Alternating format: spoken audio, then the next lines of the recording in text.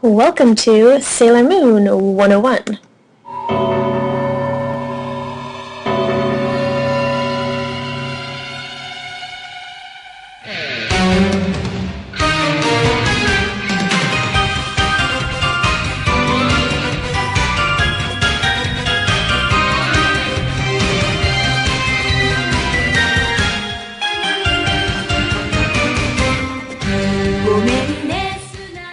So in 1992, the Japanese animation, or anime, Sailor Moon, took Japan by storm, and fan reaction was kind of undeniable.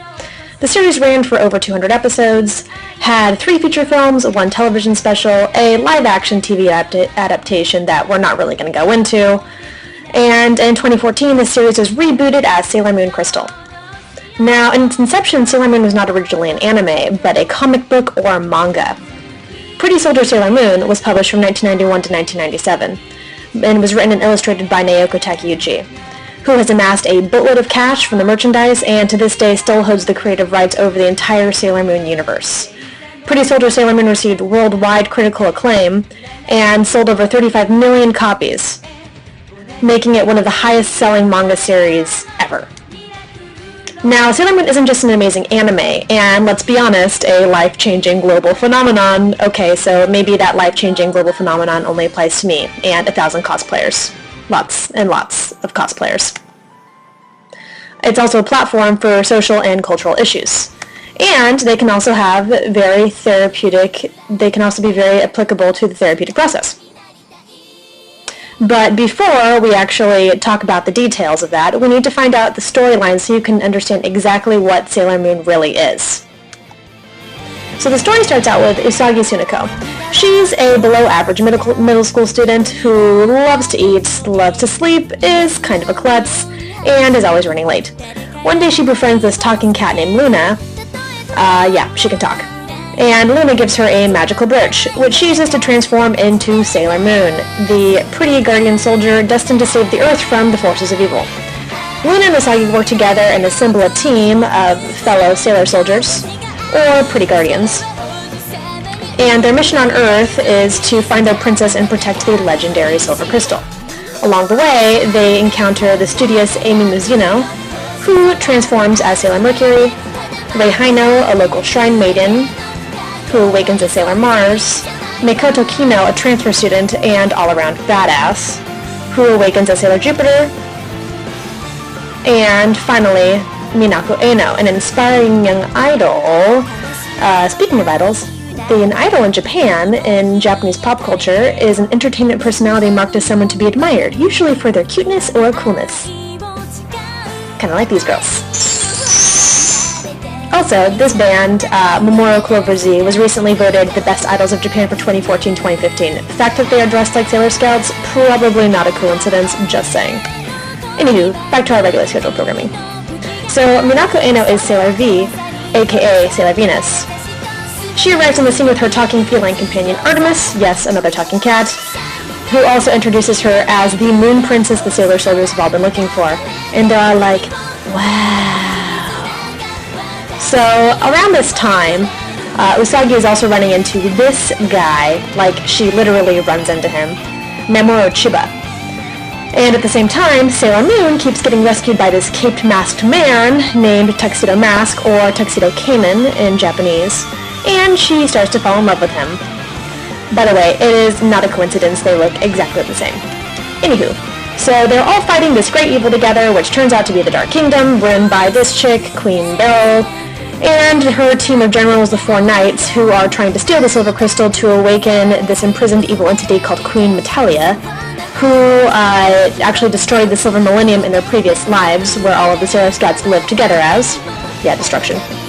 Anywho, one of these days, they're all fighting, and Kunzai decides, hey, you know what, I've had enough of you guys, I'm gonna kill Sailor Moon, and Tuxedo Mask is like, no, and he sacrifices himself to save her. And in that moment of really intense emotion, it actually comes out that Sailor Moon is the Moon Princess. And not only that, she had the Silver Crystal within her all along. Say what? Usagi and Mamoru have this awakening in that moment, and they regain all of their lost memories from their previous lives. And they remember that they were once Princess Serenity of the Moon Kingdom and Prince Endymion of Earth. Star-crossed lovers who were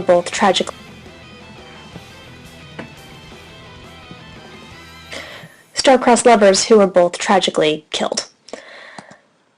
Now, Tuxedo Mask is kidnapped by Queen Beryl because she is obviously in love with him too, and in search for answers, the Sailor Soldiers head off to the moon, where they find Queen Serenity, who was the Queen of the Silver Millennium, and Usagi's previous mother, who gives them pretty much every answer that they've been looking for.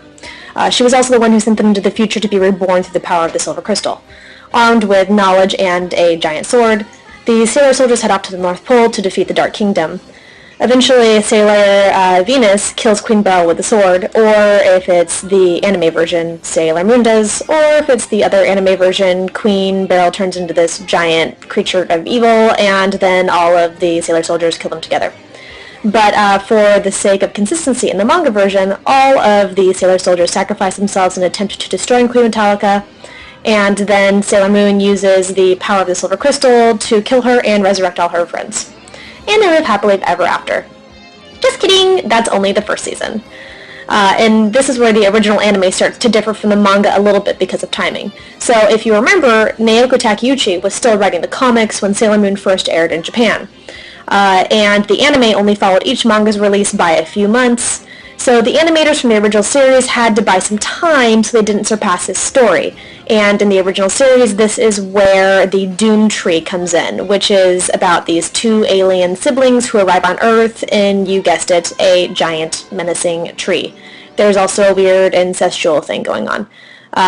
They came to Earth to steal the Silver Crystal, but typically Sailor Moon fans just ignore this entire series because, well, it's terrible, so we are going to ignore it too. Anywho, after the defeat of Queen Metallica, the next arc begins, Usagi and Mamoru enjoying peace on Earth when, wham, this girl literally falls out of the sky, who turns out to be named Chibiusa, and is Usagi and Mamoru's daughter from the future. She traveled back in time to get Sailor Moon's help to defeat the Wise Man and the Black Moon clan because they destroyed her home, and Chibiusa takes the soldiers to the future city Crystal Neo Tokyo, where her parents, Neo Queen Serenity and King Endymion, are rulers. Along the way, they encounter Sailor Pluto, the guardian of the space and time door, and Sailor Pluto stops the clan's ruler, Prince Diamond, who is also in love with Sailor Moon, from destroying the time-space continuum, but unfortunately this also leads to her death. Around this time, Chibiusa also awakens as Sailor Chibi Moon, and Sailor Moon kills Wise Man's true form, the Death Phantom, using, you guessed it, the power of the Silver Crystal. In the next arc, we meet this weird group of life forms called the Deathbusters. And if you thought things were already getting weird, just hang on there for a second because it's about to get a little bit more strange.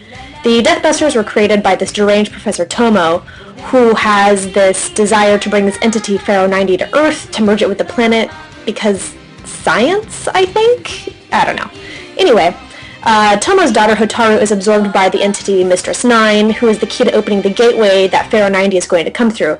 Enter super stud auto racer Hekura Tenno and her violinist girlfriend Misharu Keo, who, as it both turns out to be, Sailor Uranus and Sailor Neptune. Now remember them because we're going to be talking about them later in the educational portion of this presentation. They're also joined by Setsuno Miho, Sailor Pluto's reincarnation. Sailor Moon obtains the Holy Grail. She uses it to transform into Super Sailor Moon, and then she tries to use its power and the Silver Crystal to destroy Pharaoh 90, but she is unsuccessful. Luckily, Hotaru awakens as Sailor Saturn. Immediately, Sailor Uranus, Neptune, and Pluto want to kill her because they believe that she is actually Death incarnate and will only bring destruction. But Sailor Saturn surprises them all and uses her power to remove Pharaoh 90 from Earth, and then as Princess Serenity, Sailor Moon actually saves the planet and heals Earth. Ah, peace. Nope, not really. Remember, there's 200 episodes in this series, so we've got a little bit further to go. The next arc introduces us to the Death Moon Circus, led by Queen Helenia, the self-proclaimed rightful ruler of both the Silver Millennium and the Earth. We're going to kind of skim over this arc a little bit. So anyway, Nehelenia invades Elysian, which hosts Earth's Golden Kingdom, and captures the High Priest Helio, who is also a magical Pegasus man. Anyway, she sends her lackeys down to steal the Silver Crystal because power, duh. But don't worry, Usagi transforms into Eternal Sailor Moon and kills her. Along the way, Chibi Moon also gains her own 4 guardians because the Amazonias Quartet, who was Nehelenia's henchmen, actually turns out to be the Sailor Quartet, who are supposed to be her guardians. Now, the last arc of the show has a few key points that are important, so try not to go cross-eyed. Sailor Moon and the soldiers are again enjoying momentary peace. Mamoru heads off to America for college, and this cute little girl named Chibi Chibi who appears, who, like a Pokemon, is only able to say her name. Chibi Chibi! Usagi just kind of accepts that she must also be her daughter from the future or something, and then just kind of lets her stick around. Right around then, the pretty soldiers are drawn into battle against Shadow Galactica, a group of false sailor soldiers run by the malicious Sailor Galaxia, who wants to steal silver crystals from the true sailor soldiers to overthrow the galaxy because why not? She kills Mamoru and most of the sailor soldiers, and Usagi has to travel alone to the Galaxy Cauldron to defeat Galaxia and revive her teammates. She's also joined by the Sailor Starlights, who come from the planet Kinmoku, not actually a planet, and their ruler, Princess Kakyu. She's also joined by Chibi Chibi, who has now become Sailor Chibi Chibi. Sidebar about the Sailor Starlights. In the manga, the Starlights come to Earth and dress themselves as men to actually hide their real identities, but in the anime, they are physically men who transform into women when they become sailor soldiers. Naoko Takeuchi was not actually pleased with this decision because she was very insistent that men could never be sailor soldiers and was a little bit perturbed that the animators took this liberty. Because of this reason, the final season of Sailor Moon was actually never released in the United States because it was considered too controversial for audiences. Anyway, back to the storyline. There's a bunch of battles, lots of people fight, things happen, and then Galaxia dies. Sailor Chibi Chibi reveals herself in her true form as Sailor Cosmos, and although it's not in the anime, in the manga, Usagi then destroys Chaos, who is the ultimate evil, with the power of the legendary Silver Crystal. She then uses that power to revive Mamoru and the Sailor Soldiers, and they all turn to Earth together. 6 years later, the series ends with Usagi and Mamoru's wedding, and there is peace on Earth, and everyone lives happily ever after. Yay! So there you have it, geeks. You have now completed Sailor Moon 101, and you are ready to continue to the educational portion of our presentation. Stay tuned, or in the name of the moon, I might punish you.